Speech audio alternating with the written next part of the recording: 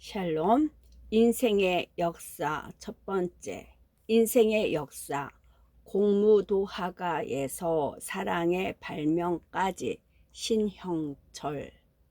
책머리에 내가 겪은 시를 엮으며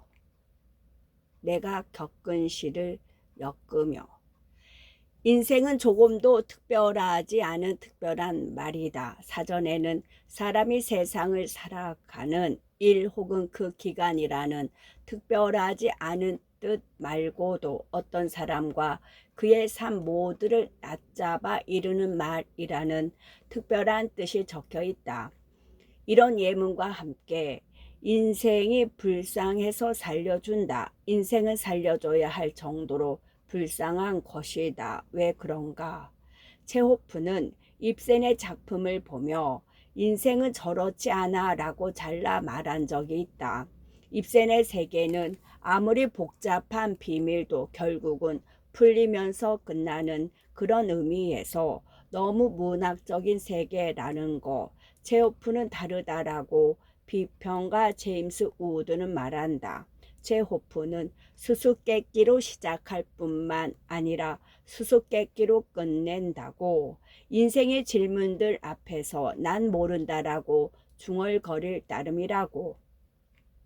그러니까 인생은 이해할 수 없어서 불쌍한 것이다. 문제를 푸는 사람 자신이 문제의 구성 성분이기도 하기 때문이다. 그래서 풀 수가 없는데 그렇다는 걸 알면서도 계속 풀어야 하니까 더 불쌍한 것이다. 체호프가 러시아어로 인생이여 라고 할 때 우리는 한국어로 아이고 인생아 라고 한다.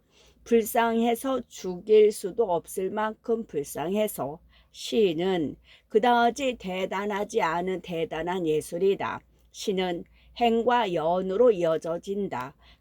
걸어갈 행, 이어질 연. 글자들이 옆으로 걸어가면서 아래로 쌓여가는 일이 뭐 그리 대단할 게 있겠는가. 그런데 나는 인생의 육성이라는 게 있다면 그게 곧 시라고 믿고 있다. 걸어가면서 쌓여가는 것 인생이기도 하니까 그런 의미에서 인생도 행과 연으로 이루어지니까. 시는 직업이 아니라 삶의 방식이다. 그것은 빈 바구니예요.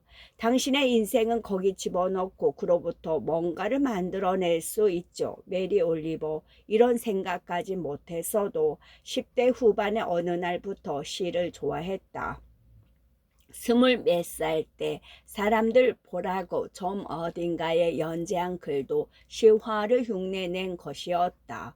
이 책에 실린 글은 그때의 것을 닮은 내 글씨기의 원형이다. 첫 책에 나는 문학을 사랑한다. 문학이 나를 사랑하지 않아도 어쩔 수가 없다라고 쓴 적이 있지만 그래도 나를 조금은 사랑해 준다고 느끼는 장르가 시다. 20수년 동안 문학을 공부하면서 자신감을 잃고 주눅 들 때마다 나는 체면을 걸듯이 속으로 말해왔다. 시는 나를 사랑한다. 시가 나를 사랑한다. 2016년 한 해 동안 한 결의가 넓은 지면을 내주어 신형철의 격주 시화를 연재할 수 있었다. 인간은 이상하고 인생은 흥미롭다. 이 진실에 충분히 섬세한 작품을 선호한다. 그런 작품들도 인생을 공부해 왔으나 아직도 무지하고 미숙하여 나는 다급하다. 인생에 대해 별말을 해주지 않은 작품까지 읽을 여유가 없다. 연재 첫머리에 인생을 내걸 때부터 이 책은 시작됐다. 연재한 25편 중 하나를 새 글로 교체했고 다음 글도 조금씩은 다 수정했지만 2016년 상황의 산물인 대목을 2022년 눈으로 고치진 않았다. 연관된 글 몇 개를 따로 모은 부록을 보탰고 또 새로 쓴 프롤로그와 고쳐 쓴 에필로그를 더하자 내일은 끝났다. 이는 에디터 감동이 선생의 극진한 애정이 감싸고 김민정 대표의 안목이 선택한 박서보 화백의 그림이 감싸니 책이 완성됐다. 내가 조금은 단호하게 말할 수 있는 것 중 하나는 실은 읽는 일에는 이론의 넓이보다 경험의 깊이가 중요하다는 사실이다. 우리는 어떤 일을 겪으면서 알던 시도 다시 겪는다. 그런 시들 중 일부를 여기 모을 수 있어서 감사하다. 이 책의 가장 심오한 페이지들에는 내 문장이 아니라 시만 적혀 있을 것이다. 동서고금에서 산발적으로 쓰인 인생 그 자체의 역사가 여기에 있다. 두 번째 평론집을 낸 이후에는 손질해 보려고 5년 넘게 밀쳐둔 원고를 오래 서둘러 정리하게 만든 한 사람이 있다. 이 책을 그에게만 바칠 순 없다. 이 책은 인간이라는 직업, 알렉산드로 졸리앵이 가진 모두를 위한 것이니까. 다만 2022년에 내가 이 책을 만들었다는 사실을 그 한 사람에게 선물하고 싶다는 뜻이다. 10달 동안 제 엄마를 4번이나 응급실에 보내고 주요 임신 부작용을 거의 전부 경험하게 만든 후 2022년 1월 5일에 태어나 현재 광주광역시에서 부모와 함께 거주하고 있는 신기룬 이 그 주인공이다. 그의 이름을 만해 한용운의 님만 님이 아니라 그리운 것은 다 님이다에서 차용되었다고 한다. 출생 이후 그는 제 인생을 조금도 낭비하지 않고 완전 연소의 방식으로 살아냈다. 천장을 향해 뉘어진 몸을 스스로 뒤집었고 곧이어 두 팔로 포복하기 시작했으며 어느 날엔 허리를 세워 앉더니 마침내 벽을 짚고 일어서기 시작했다. 인생은 불쌍한 것이지만 그래도 고귀한 것이라고 말하는 아주 작은 사람, 그런 그가 기루어서 나는 이 책을 읽는다. 2022년 10월 광주와 서울을 오가며 신형철. 책머리에 내가 겪은 시를 읽으며 프롤로그 조심 손으로 새를 쥐는 마음에 대하여 곡통의 가장 오래된 인생의 낯익음 공부도 하가 무제한 이들의 고통에 대하여 욥기 언제나 진실한 것은 오직 고통뿐. 왜 모든 강간은 2번 일어날 수 있는가? 아슬아슬하게 아름다운 생 사랑의 면 그대가 읽을 수밖에 없는 그거 그대가 잃을 수밖에 없는 그거 연인들에게 묻는다. 우리의 존재를 무정한 신과 사랑의 발명 허공을 허공으로 돌려보내는 사랑 착한 사람이 될 필요 없어요. 죽음의 점 그러자 나는 자신이 미워졌다. 사람을 죽이면 안 되는 이유 외로움이 환해지는 순간이 있다. 유일한 황제는 아이스크림의 황제 운명이요 안녕 역사의 선 사부 역사의 선 그런 애국심 말고 다른 거 윤동주는 최후의 나를 향해 갔다. 그러나 문학은 기적적이다. 광화문에서 밥 딜런이 부릅니다. 아름다운 석양의 대통령을 위하여. 제5부 인생의 원 하나의 절망을 극복하기 위한 의미의 다른 절망 단 한 번의 만남이 남긴 거 절제여 나의 아들 나의 영감이여 이 나날들이 아니라면 어디에서 살 수 있을까 모두가 사랑하고 대부분 오해하는 불호 반복의 묘 오나쿠의 독 누구도 완전히 절망할 수 없게 만드는 이상한 노래 인간임을 위한 행진곡 실패한 사랑의 역사를 헤치고 오디세우와 아브람 사이에서 에필로그 돌봄 조금 먼저 사는 일에 대하여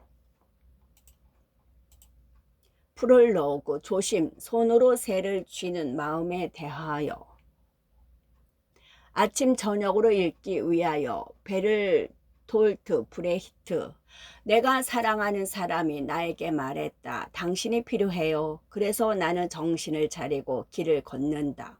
빗방울까지도 두려워하면서 그것에 맞아 살해되어서는 안 되겠기에.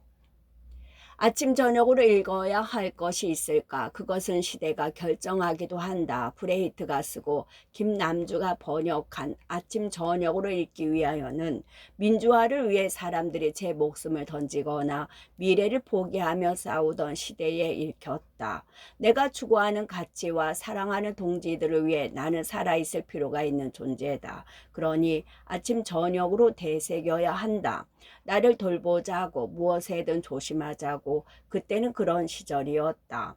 다른 사람들을 위해 사는 삶이 가장 고귀하고 아름다웠던 이 시형 그런 시대로부터 떠나오면서 사랑이라는 말의 쓰임새는 공적 영역에서 사적 영역으로 이동했다. 그 후 이 시는 강렬한 연애시로 읽힌다. 내가 사랑하는 사람이 나를 원한다니 나는 그를 위해 내내 온전하지 않으면 안 된다. 사랑의 바보는 난생 처음 제가 세상에서 제일 귀한 존재임을 깨닫는다. 이 두 독법은 적절하고 아름답다. 그런데 이 시가 쓰인 맥락을 알고 나면 달리 보이는 대목도 있을 것이다. 이 시는 독일어판 브레히트 전집 14권에 수록되어 있는데 공적으로 발표된 작품이 아니라 편지에 적힌 글이 훗날시로 수습된 경우이다. 쓴 사람은 브레이트, 받은 사람은 루트 베를라우다. 루트 베를라우가 읽어주기를 바라며 쓴 시라는 뜻이다. 루트 베를라우는 브레이트의 공동 집필자이자 연인이다. 아니, 이렇게 소개할 수는 없다. 짧아서가 아니라 같은 문구로 소개될 사람이 그 말고도 더 있기 때문이다. 베를라우는 회고로 브레이트의 연인을 남겼으니 400쪽에 넘는 그 책을 봐야 한다. 그 뜨거운 책을 읽어보면 베를라우는 이기적인 남성 문인에게 재능을 착취당한 여자로 간주하는 것이 결코 그의 편에 서서 할 수 있는 말이 아님을 알게 된다. 적어도 그 책 속에는 뜨겁게 살고 사랑하고 쓴 여성이 있다. 자신의 생을 그 찌꺼기까지 남김없이 다 마셔버린 한 인간이 있을 뿐이다. 덴마크에서 함께 지내던 브레이트와 베를라우는 1937년 7월 파리에서 열린 제2회 문화 수호를 위한 국제작가회의에 동반 참석했다. 진행 중이던 회의 장소가 내전 중인 스페인으로 옮겨지자 베를라우는 용감하게 스페인으로 떠났지만 브레이트는 덴마크로 돌아왔다. 그는 폭탄을 싫어했던 것이다. 베를라우는 마드리드에 오래 머무르며 열렬히 행동했다.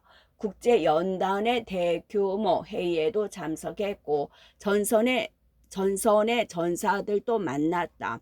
베를라우의 관심은 어려운 상황 속에서도 이념을 위해 헌신하는 이들의 내면을 향해 있었고 그 곁에 바짝 다가가서 이야기를 얻어왔다. 그러나 베를라우가 덴마크로 돌아왔을 때 브레이트는 화를 냈다. 베를라우가 가져온 이야기는 브레이트가 알고 싶었던 것이 아니었기 때문이다. 게다가 베를라우는 너무 늦게 왔다. 브레이트는 베를라우를 기다리느라 피로했고 돌아오지 않은 베를라우에게 편지를 써야 했다. 그가 뭐라고 썼을까? 그것은 사랑한다는 말이 아니었다. 그가 보낸 편지들로 미루어 볼 때 흔히 짤막한 메모 정도에 지나지 않았지만 그가 나를 필요로 하고 있다는 사실이 분명해졌다. 내게 보낸 편지에서 그대는 내가 필요하다고 말했죠. 브레이트가 주로 사용한 말은 필요하다였던 모양이다. 당신을 사랑해요 라고 적어 보내면 당신이 필요해요 라는 답장을 받게 되던 한 사람을 생각하는 일은 마음을 쓸쓸하게 한다. 베를라우가 쓴 것으로 짐작되는 다른 짧은 시 한 편에는 약점이라는 제목이 붙어 있고 거기엔 이런 구절이 적혀 있다. 당신에겐 한 가지도 없었지만 내겐 한 가지 있었지. 그건 내가 사랑했다는 거. 이 말이 사실이라면 베를라우는 끝내 브레이트를 온전히 가질 수 없었을 것이다. 상호 의존적인 약점이 있을 때 사랑은 성립된다. 상대를 사랑하는 사람과 상대가 필요한 사람은 대등하게 약하지 않다. 전자는 내가 상대를 위해 무엇을 할 수 있는지 생각하지만 후자는 상대방이 나에게 무엇을 할 수 있을지를 생각할 것이다. 그 무렵 베를라우가 받은 편지 중 어느 하나에 아침 저녁을 읽기 위하여가 적혀 있다. 내가 사랑하는 사람이 나에게 말했다. 당신이 필요해요. 브레이트가 쓴 시니까 나는 그일 거라고 짐작하기 쉽지만 아닌 것이다. 나는 베를라우이고 내가 사랑하는 사람이 브레이트다. 그러니까 브레이트는 지금 베를라우의 위치로 가서 베를라우의 나를 사용하면서 베를라우가 브레이트를 어떻게 생각하는지 대신 써주고 있다. 더 정확히 말하면 어떻게 생각해야 하는지를 썼다. 베를라우에게 보낸 편지에 적은 시니까 말이다. 이것은 매우 기묘한 방식의 사랑 고백이다. 아니 세네인가. 베를라우 이 시를 아침적으로 읽으시오. 그리고 잊지 마시오. 당신은 나를 사랑하고 나는 당신이 필요하다는 것을. 사실 독일어 원문엔 이미 단서가 있다. 김남주 시인이 내가 사랑하는 사람이라 옮기면서 성별이 지워진 문구는 원래 내가 사랑하는 남자이다. 이성애자 남성신 브레이트가 어느 여성에게 사랑을 맹세하는 시가 아니라는 것쯤은 이미 드러나 있다는 말이다. 그래서 나는 정신을 차리고 길을 걷는다. 빗방울까지도 두려워하면서 그것에 맞아 살해되어서는 안 되겠기에 브레이트의 이 시를 받아보고 베를라우는 자신이 할 일이 무엇인지 확인했을 것이다. 그는 자신을 소중히 여겨야 했다. 브레이트가 나를 원하기 때문에 또 그 사실을 내가 한시도 잊지 않기를 원하기 때문이다. 이제 나는 내 것이 아니다. 자신을 사랑하는 일이 자기가 아니라 타인을 위한 일이 됐다. 자신을 사랑하는 것이 의무가 되면 자신을 망가뜨릴 권리를 박탈당하게 된다. 그렇게 늘 정신을 차려야 했고 빗방울까지 두려워해야 했다면 그 사람은 행복했을까? 이 시를 읽으면 알 수 있다. 베를라우가 브레이트를 사랑했다는 것을, 그러니까 브레이트가 베를라우를 사랑했는지는 알 수 없다. 브레이트가 베를라우를 사랑했다 하더라도 적어도 베를라우가 브레이트를 사랑한 방식과는 달랐을 것이다. 여하튼 이런 식으로 읽으면 이 시는 우리가 알던 그 시가 아니게 된다. 후반부에 감동하는 것이 아니라 전반부에 상처받는 독법이다. 그것은 당신을 사랑해요와 당신이 필요해요가 다르다는 진실이 주는 상처다. 아직 끝이 아니다. 이 시를 달리 읽는 방법이 하나 더 있다고 나는 주장한다. 상대를 사랑하는 사람과 상대가 필요로 한 사람이라는 비대칭적 짝이 불행하기만 한 것이 아니라 자연스러울 수 있는 관계가 있기 때문이다. 부모와 자식의 관계가 그렇다. 편의상 아빠와 아들이라고 해볼까? 아빠가 사랑하는 아들이 아빠가 말한다. 아빠가 필요해요. 그래서 아빠는 정신을 차리고 길을 걸어야 한다. 빗방울까지도 두려워하면서 말이다. 방금 각색한 버전에서 이치에 맞지 않는 부분은 단 한 군데도 없다. 부모에게 아이는 사랑스럽고 아이에게는 부모가 필요하다. 최소한 이것은 그 반대의 상황. 주 부모에게 아이가 필요하고 아이는 부모를 사랑하는 상황보다는 언제나 낫다. 이 시의 먼 원천 중 하나인 셰익스피어 소네트 22에서도 화자는 내가 나를 돌보는 것이 나를 위해서가 아니라 너를 위해서라고 적고 있는데 그는 곧이어 자신을 유모에 빗댄다. 그러니 내 사랑이여 그대를 잘 돌보시길 내가 나 위해서 아니라 그대 위해서 그러하듯이 세심한 유모가 자기 아이 다칠까 노심초사하듯 나 역시 가슴에 그대 품고 소중히 간직하리니. 소네트 22 부분 소네트집. 시의 앞부분에서 화자는 말한다. 그대가 젊은 동안에는 나도 늙을 수 없다고. 그대가 늙어야만 나도 늙을 수 있게 될 것이라고. 화자의 삶은 그대를 사랑하기 위해 존재하기 때문에 내내 그럴 수 있는 사람으로 존재할 의무가 있다는 뜻이다. 그러니 그대는 그대 자신을 위해 그대를 돌보면 되고 나도 그대를 위해 나를 돌보면 된다. 그러느라 브레이트의 화자가 두려워하면서 길을 걸었듯이 셰익스피어의 화자는 노심초사하듯 살아간다. 셰익스피어에게서 브레이트로 이어지는 이 사랑의 태도에 나는 조심이라는 이름을 붙인다. 조라는 한자는 세 개의 글자로 이루어져 있다. 왼편에는 손이 있고 오른편 아래에는 나무, 그 위에는 세 개의 입이 있다. 관련 자료를 찾아보면 물론 그 내용을 전적으로 믿어도 좋을지 모르겠으나 손으로 나무 위에 있는 새를 잡는 모양을 따른 글자라고 한다. 그렇다면 거기에 쉼을 더한 조심의 뜻은 손으로 새를 쥐는 마음이 될 것이다. 손으로 새를 쥐다 하니 과연 조심하지 않을 수 없을 것이다. 사랑의 조심은 우선 너에 대한 조심이다.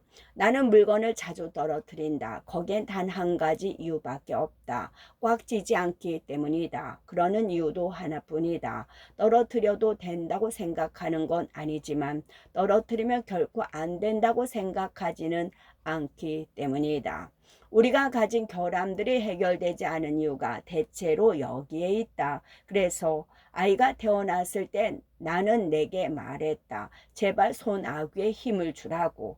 이제부터는 결코 그 무엇도 함부로 놓쳐선 안 된다고. 물론 아이를 꽉 쥘 순 없다. 조심스럽게 손으로 새를 쥐듯이 놓치지 않을 만큼만. 그러나 이건 누구나 아는 얘기다. 다시 말하지만 시인에게서 내가 배운 것은 나에 대한 조심이다. 아이가 태어나면 부모는 아이만이 아니라 자기 자신도 새처럼 다루어야 한다. 새를 손으로 쥐는 일은 내 손으로 새를 보호하는 일이면서 내 손으로부터 새를 보호하는 일이기도 하다. 내가 내 삶을 지켜야 하고 나로부터도 내 삶을 지켜야 한다. 이것은 결국 아이의 삶을 보호하는 일이다. 아이를 보호할 사람을 보호하는 일이므로 자신을 사랑하지 않는 부모는 아이에게 가해자가 되고 말 것이다. 이제 네 이야기를 너에게 할게. 그러니까 네가 태어났을 때 내가 나를 무섭게 노려보고 경고했다는 이야기 조심하라고. 네가 나를 필요하다 느끼는 마지막 날까지 나는 살아 있어야 한다고. 나는 너를 사랑하고 너는 내가 필요하다. 그 반대는 성립하지 않을 것이다. 네가 나에 대한 네 마음을 사랑이라고 부를 수도 있겠지만 어떻게 불리건 그게 내가 너에게 느끼는 감정과는 다를 것이다.